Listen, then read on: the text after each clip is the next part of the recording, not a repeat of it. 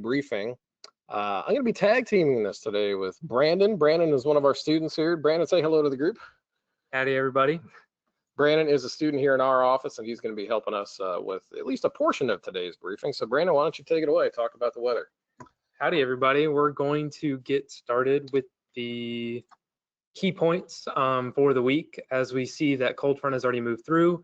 So there are going to be low temperatures in wake of that cold front. There is a possibility of some isolated showers across portions of the coastal plain, but pretty much dry elsewhere. And then turning significantly warmer from the middle of the week through the weekend with near record or record-breaking temperatures in the forecast. And there's a possibility of increasing risk of heat-related illnesses as the week progresses. And as we've kind of already covered with the heat, it is going to be hot on July 4th with some showers and storm chances returning to the forecast Saturday afternoon throughout the rest of the weekend. Moving forward to the precipitation forecast, we can see there are some hints at some precipitation today, but pretty much no precipitation for the rest of the time for the central North Carolina. And again, if it's not raining, we can't really have an excessive rainfall. So the WPC is not hinting at any sort of excessive rainfall outlook. And then again, SPC is not highlighting really anywhere for the potential for severe weather. So thanks, Brandon. Appreciate it. So yeah, long story short, if you didn't get much in the way of rain over the past couple of days, things are not looking good. Kind of what you see is what you get. It's going to be dry. But as Brandon alluded to, it's going to be warming up quite a bit. And let me show you the heat risk graphics that we have here for the first part of the week. So today, if you've been outside this morning, you've seen there's a varying amount of cloud cover. It's not terribly warm. I'm looking at the thermometer here. It's about 79 degrees outside at 11:30. Yeah, heat not nearly as much of an issue today as it has been. And it's kind of a rinse and repeat forecast for tomorrow too. We'll have highs that get up close to 90, maybe mid to upper 80s in the far northern coastal plain. But bottom line, heat isn't too much of an issue today or tomorrow. We really turn the furnace up on Wednesday, however, as we get a real strong area of high pressure that begins to settle into the area. And let me advance here to the forecast for Thursday through Saturday. That's when it really starts to get warm across the area, and you start to see these shades of purple, which is really indicative of the compounding, accumulated impacts of heat day after day after day. I don't have a temperature map up here in front of me, obviously, but on the latter portion of the week, we stand a very good chance of seeing widespread near 100 degree or 100 degree plus temperatures across the area. So there's going to be a very marked increase in the challenges associated with heat. Sensitive groups, even groups that aren't really sensitive to heat, could have issues with this heat wave that's coming up here. That trend does look like it should begin to relax a little bit by this time next week. However, the odds are still tilted in favor of an above normal stretch of temperatures into next week. So I guess maybe a better way of putting that would be it'll still be hot, it'll just be less hot as we get into next week. Okay. However, maybe a little bit of good news is the slide on the image on the right there, where we've got maybe a 40 to as much as a 50% chance of the odds being tilted in favor of above normal precipitation.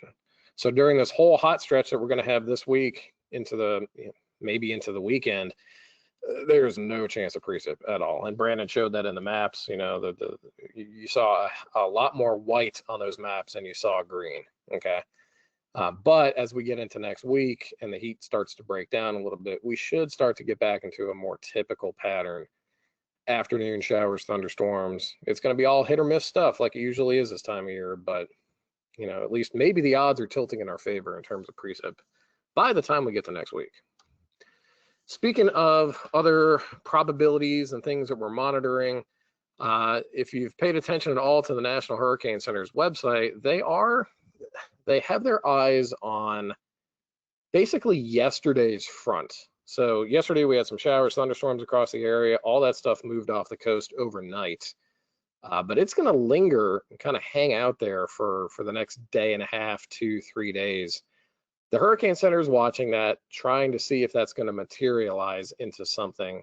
They have it tagged with a 10% chance of development. That is down from a 20% earlier. A lot of the guidance and suggestions would say there's quite a bit of shear, which is going to tear that area of showers apart.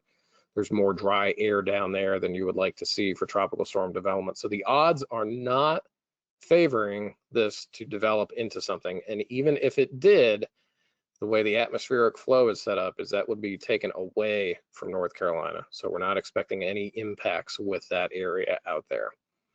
And then really beyond that, when you look across the entire Atlantic basin, there's no other areas highlighted, no other areas of interest through early next week.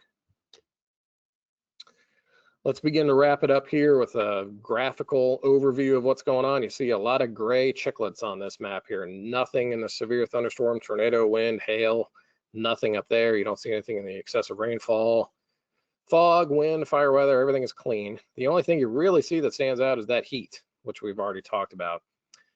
And you do see a very, very minimal lightning threat today. That's really across just the coastal plain, portions of eastern North Carolina where there could be a stray shower, maybe a rumble of thunder, but really nothing significant. So that's really all that's highlighting there.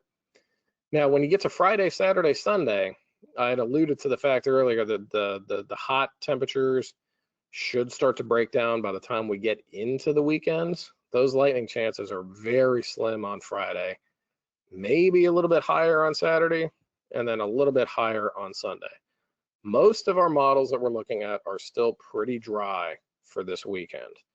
There are a few that are starting to show some isolated showers and thunderstorms developing across the area. I know this is certainly a big weekend for folks. Folks have stuff planned outside.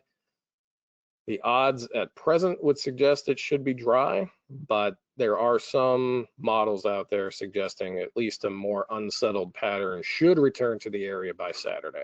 So that's why that's highlighted in that lowest color, that limited color, that yellow that you see on the screen there, suggesting that, hey, it's not zero. There's not a 0% chance of precip those days. There could be something around on those days. So let's wrap it up here. Again, lower temperatures today. We had a cold front that moved through late last night into this morning. So it's a little bit more cloudy than it has been. Temperatures aren't quite as warm as they have been. Today will be the least hot day. I struggle to use the word cool here. It'll be the least hot day of the week.